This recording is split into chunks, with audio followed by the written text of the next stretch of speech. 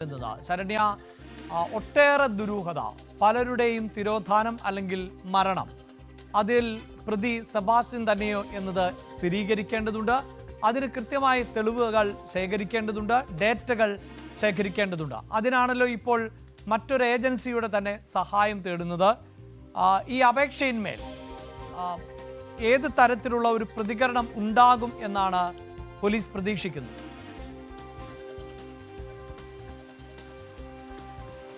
അഭിലാഷ്, ഇത് വളരെയധികം ദുരൂഹതയുള്ള ഒരു കേസാണ് എന്നുള്ളതാണ്.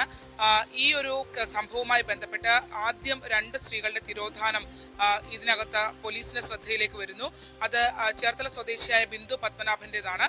ഇപ്പോൾ മറ്റൊരു കേസ് കൂടി വരുന്നു. ഐഷ എന്ന റിട്ടയർഡ് സർക്കാർ ജീവനക്കാരിയുടെ തിരോധാനവുമായി ബന്ധപ്പെട്ട കേസ് കൂടി മുന്നോട്ട് വരികയാണ്. ഈ ഒരു പശ്ചാത്തലമൊക്കെ നിലനിൽക്കുമ്പോഴാണ് കോട്ടയം ഏറ്റുമാനൂരിൽ നിന്നും ജൈനമ്മ എന്ന സ്ത്രീ കാണാതാവുകയും തുടർന്ന് നടത്തിയ അന്വേഷണത്തിൽ ജൈനമ്മയുടെ ഫോൺ ഇയാളുടെ കയ്യിൽ, അതായത് മുഖ്യ പ്രതിയായ സെബാസ്റ്റ്യന്റെ കൈവശമുണ്ട് എന്നുള്ളത് ക്രൈംബ്രാഞ്ച് സംഘത്തിന് സ്ഥിരീകരിക്കാനാവുകയും ചെയ്തത്. 2012 മുതൽ, അതായത് 2006 ഈ ബിന്ദു പത്മനാഭൻ എന്ന കോടികളുടെ സ്വത്തുക്കളുടെ ഉടമയായ സ്ത്രീയെ കാണാതായി എന്നുള്ള വിവരം ലഭ്യമാകുന്നത്. അതിനുശേഷം പിന്നീട് അത്തരത്തിലുള്ള ചില പ്രതിസന്ധികൾ, അതായത് ഈ കേസുമായി ബന്ധപ്പെട്ട ചില വിഷയങ്ങൾ അവരുടെ ശ്രദ്ധയിലേക്ക് വരികയും ചെയ്യുന്നു. അങ്ങനെയാണ് ഈ ജൈനമ്മയുടെ കേസ് ഇപ്പോൾ പോലീസിന്റെ മുന്നിലേക്ക് വരികയും മൃതദേഹാവശിഷ്ടങ്ങൾ കണ്ടെത്തുകയും ചെയ്തിട്ടുള്ളത്. അഭിലാഷ്, അതിലാണ് ഇപ്പോൾ ഇങ്ങനെ ഒരു നടപടിക്രമങ്ങളിലേക്ക് പോലീസ് കടക്കുന്നത്. അതായത് ആ വീട്ടിൽ നിന്ന് കിട്ടിയിട്ടുള്ളത് മുഴുവനായ ശരീരഭാഗങ്ങളല്ല എന്നുള്ളതാണ് വ്യക്തമാക്കിയിട്ടുള്ളത്. അഭിലാഷ്, കാലാവസ്ഥ കുറച്ച് പ്രശ്നമാണ്, എനിക്കൊന്ന് മാറി നിൽക്കേണ്ടതായി. തീർച്ചയായും. അതായത് ഇപ്പോൾ ശരണ്യാണ് ഈ വാർത്തയുടെ വിശദാംശങ്ങൾ നൽകുന്നത്. ആലപ്പുഴയിലൊക്കെ ഇപ്പോൾ മഴ പെയ്യുന്നു എന്നാണ് മനസ്സിലാക്കേണ്ടി വരുന്നത്. അതുകൊണ്ട് തന്നെ ശരണ്യയ്ക്ക് ഈ വാർത്തയുടെ തുടർച്ച നൽകാൻ സാധിക്കും. പ്രേക്ഷകരോട് എടുത്തു പറയേണ്ടത്, ശരണ്യ സൂചിപ്പിക്കുന്നത് പോലെ ഒട്ടേറെ ദുരൂഹത, ഇത് വളരെ വിചിത്രമായ ഒരു കേസ് തന്നെയാണ്. ഒരു പക്ഷേ ഇലന്തൂരിലെ നരബലിയൊക്കെയാണ് ഇതിനു മുമ്പ് മലയാളികളെ സംബന്ധിച്ചിടത്തോളം ഇങ്ങനെ ഒരു ഓർമ്മ വരിക എന്ന് തോന്നുന്നു. ഇവിടേക്ക് എത്തുമ്പോൾ ആരൊക്കെയാണ് മരണപ്പെട്ടിട്ടുള്ളത്, ഇനിയിപ്പോൾ ഈ പുറത്തു വരാത്ത പേരുകൾ പോലും ഉണ്ടാകാം. ഒരു പക്ഷേ ഇപ്പോൾ പല പേരുകളും പുറത്തു വന്നിട്ടുണ്ട്. ഇതിനൊക്കെ അപ്പുറത്തേക്ക് ഈ പലപ്പോഴും ഈ പോലീസുകാരുടെയൊക്കെ ഭാഗത്തു നിന്നുണ്ടാകുന്ന പ്രതികരണങ്ങളുണ്ട്. ഒരു കുറ്റകൃത്യം ഒരിക്കൽ ചെയ്താൽ പിന്നീട് ആ കുറ്റവാളിക്ക് ആ കുറ്റകൃത്യത്തിൽ ഏർപ്പെട്ടതുമായി ബന്ധപ്പെട്ട ഒരു പശ്ചാത്താപമൊക്കെ ഇല്ലാതാവുകയാണെങ്കിൽ അതിങ്ങനെ ആവർത്തിച്ചുകൊണ്ടേയിരിക്കും. അത് പിന്നീട് ഓവർ കോൺഫിഡൻസിലേക്ക് പോകും എന്നൊക്കെയാണ് ഈ അന്വേഷണ സംഘങ്ങൾ പലപ്പോഴും പറയാറുള്ളത്. അതുകൊണ്ട് തന്നെ ആരെയൊക്കെ കൊന്നിട്ടുണ്ടാകാം, കുഴിച്ചു മൂടിയിട്ടുണ്ടാകാം എന്നതൊന്നും ഇപ്പോൾ പറയാൻ സാധിക്കില്ല. ഒരു പക്ഷേ ദുരൂഹമായ ഒട്ടേറെ കാര്യങ്ങളുടെ ചുരുളഴിക്കാൻ ഇത്തരം ഏജൻസികളെ കൊണ്ട് സാധിച്ചേക്കാം. ശരണ്യ, തീർച്ചയായും ഈ സൂചിപ്പിക്കുന്ന പോലെ പല കാലഘട്ടം ആണ്, പല ആളുകൾ ആണ്. അതുകൊണ്ട് തന്നെ തെളിവുകൾ എന്നത് അങ്ങേയറ്റം പ്രധാനപ്പെട്ടതാണ്. അത് തെളിയിക്കുക എന്നതും അങ്ങേയറ്റം ശ്രമകരമാണല്ലോ.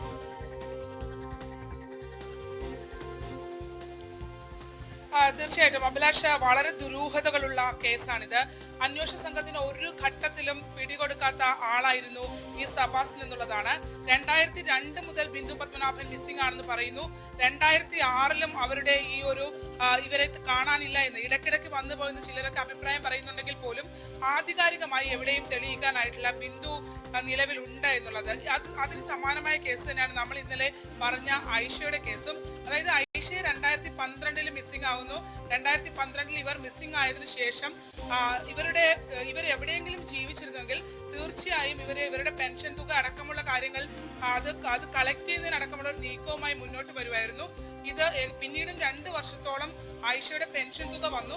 പിന്നീട് സർക്കാർ അത് താൽക്കാലികമായി ലൈഫ് സർട്ടിഫിക്കറ്റ് കൊടുക്കാത്തത് കൊണ്ട് തന്നെ നിർത്തലാക്കേണ്ട ഒരു സാഹചര്യത്തിലേക്ക് വന്നു.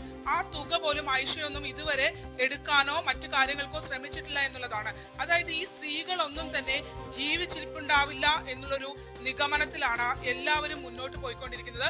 പ്രത്യേകിച്ച് അന്വേഷണ സംഘം എന്ന് തന്നെ പറയാം. വളരെ ഗുരുതരമായ ഒരു കേസാണ് ഇത്. ഒരുപാട് ദുരൂഹതകളുള്ള ഒരു കേസാണ്.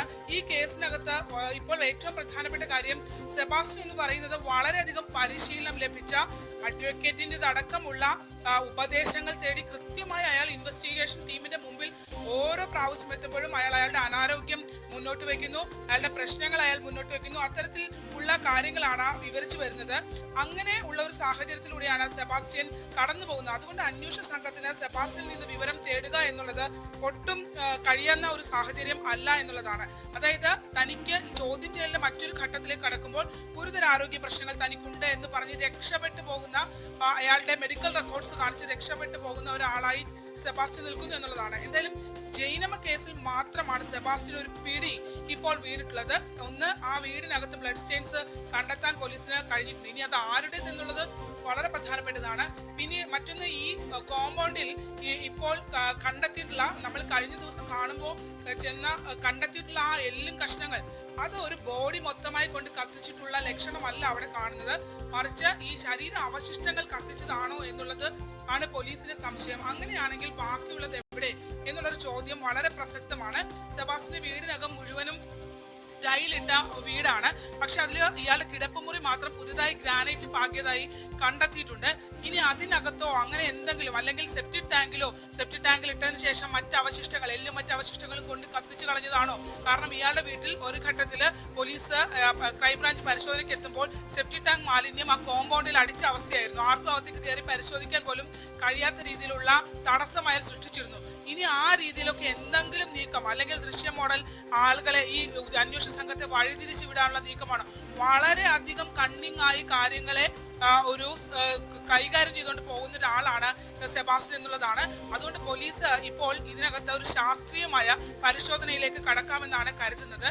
നമുക്കറിയാം, എനിക്കൊന്ന് ഇന്ത്യയിലെ തന്നെ ഈ NCSSനെ ഉപയോഗിച്ചുകൊണ്ടുള്ള ഒരു പരിശോധന, അതായത് ശാസ്ത്രീയമായി ആർക്കിയോളജി ഡിപ്പാർട്ട്മെന്റിലെ ഉദ്യോഗസ്ഥരെ ഉപയോഗിച്ചുകൊണ്ട് അവരുടെ സ്കാനിങ് സിസ്റ്റം സംവിധാനങ്ങളൊക്കെ കൊണ്ടുവന്ന് ഏകദേശം 25 മീറ്റർ വരെ ഭൂമിക്കടിയിലേക്ക് ഈ ശരീരാവശിഷ്ടങ്ങൾ ഉണ്ടെങ്കിൽ കണ്ടെത്താൻ കഴിയുന്ന ഒരു സംവിധാനത്തെ ഉപയോഗിച്ചുകൊണ്ടുള്ള പരിശോധനയിലേക്ക് വേണ്ടിയുള്ള റിക്വസ്റ്റ് ആണ് ഇപ്പോൾ ക്രൈംബ്രാഞ്ച് കൊടുത്തിരിക്കുന്നത്.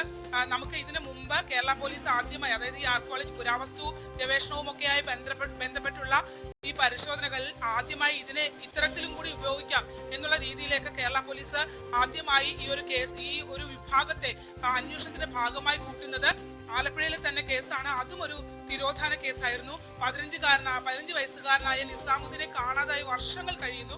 ആ കുട്ടി എവിടെ എന്ന് ആർക്കും കണ്ടെത്താൻ കഴിഞ്ഞിട്ടില്ല. ആ കേസിലാണ് ക്രൈംബ്രാഞ്ച് ആദ്യമായി, ആലപ്പുഴ ക്രൈംബ്രാഞ്ച് റിക്വസ്റ്റ് കൊടുത്തിട്ട് ഈ NCSന്റെ സഹായം തേടുന്നത്. അന്ന് പക്ഷെ അവർക്കൊരു പരിമിതി ഉണ്ടായിരുന്നു. അതായത് ഇത് ഈ എക്യുപ്മെന്റ്സ് അത്ര വലിപ്പമുള്ള എക്യുപ്മെന്റ്സ് അല്ല, ചെറിയ എക്യുപ്മെന്റ്സ് ആണ്. ആളുകൾ കൊണ്ടുനടന്നാണ് ഇത് സ്കാൻ ചെയ്ത് പോകുന്നത്. അപ്പൊ ഈ 1 ഏക്കറിന് മേളിൽ സ്ഥലം അന്ന് ആ കോമ്പൗണ്ടിൽ, പരിശോധന നടന്ന കോമ്പൗണ്ടിൽ ഉണ്ടായിരുന്നു. അതുകൊണ്ട് തന്നെ അവിടുത്തെ ഒരു പരിശോധന, ഈ സംശയമുള്ള സ്ഥലത്തെ പരിശോധന വിജയകരമായി പൂർത്തീകരിക്കാൻ അവർക്ക് കഴിഞ്ഞില്ല. പക്ഷേ ഒരു സ്പെസിഫിക് ഏരിയ കൃത്യമായി കണ്ടെത്തി ആ സ്പെസിഫിക് ഏരിയ ഇവർക്ക് കൊടുക്കുകയാണെങ്കിൽ അത് കണ്ടെത്താനാകും എന്നുള്ള ഒരു വിശ്വാസമാണ് അന്വേഷണ സംഘത്തിനുള്ളത്. അതിനുവേണ്ടിയുള്ള റിക്വസ്റ്റിനായാണ് ഇപ്പോൾ NCSSനെ സമീപിച്ചിട്ടുള്ളത്. മാത്രമല്ല, തിരുവനന്തപുരത്തുള്ള ഹെഡ്ക്വാർട്ടേഴ്സിൽ ക്രൈംബ്രാഞ്ച് അപേക്ഷ നൽകിയിട്ടുണ്ട്. അങ്ങനെയാണെങ്കിൽ ഈ കേസിലേക്ക് കടക്കുകയാണെങ്കിൽ വളരെ ബുദ്ധിമാനായ ഒരു ക്രിമിനൽ വാസനയുള്ള ഒരാളാണ് സെബാസ്റ്റ്യൻ എന്നുള്ളത് ഇപ്പോൾ തന്നെ അന്വേഷണ സംഘത്തിൽ മനസ്സിലായിട്ടുണ്ട്. കാരണം ഇയാളെ ചോദ്യം ചെയ്യുന്ന ഘട്ടത്തിൽ ഇയാളെ നുണപരിശോധനയ്ക്ക് വിധേയനാക്കണം എന്നുള്ളത് പോലീസ് ആവശ്യപ്പെട്ടിരുന്നു. അന്ന് ഇയാൾ കോടതിയെ സമീപിച്ച് അറിയിച്ചത്